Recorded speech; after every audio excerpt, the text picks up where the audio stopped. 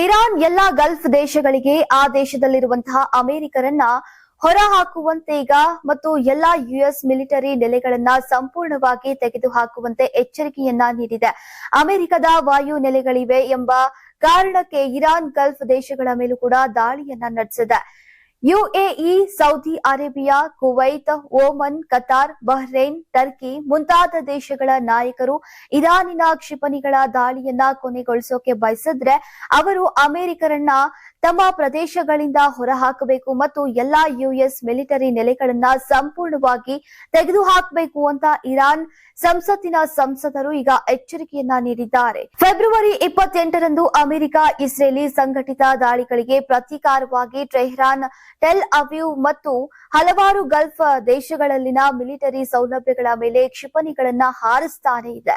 America, Israel ಮತ್ತು Iran ನಡುವೆ ಸಂಘರ್ಷ 6ನೇ ದಿನಕ್ಕೆ ಕಾಲಿಟ್ಟ ಬೆನ್ನಲ್ಲೇ ಈ ಎಚ್ಚರಿಕೆ ಬಂದಿದೆ.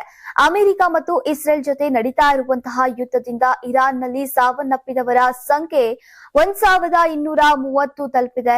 ಇಸ್ರೇಲ್ ಇಂದು ಲೆಬನಾನ್ನಲ್ಲಿ ಇರಾನ್ನ ಬೆಂಬಲಿತ ಹೆಜ್ಬುಲ್ಲಾ ಉಗ್ರಗಾಮಿ ಗುಂಪಿನ ವಿರುದ್ಧ ಹೊಸ ದಾಳಿಗಳ ಜೊತೆಗೆ ಬಹು ದಾಳಿಗಳನ್ನ ಘೋಷಿಸಿದೆ.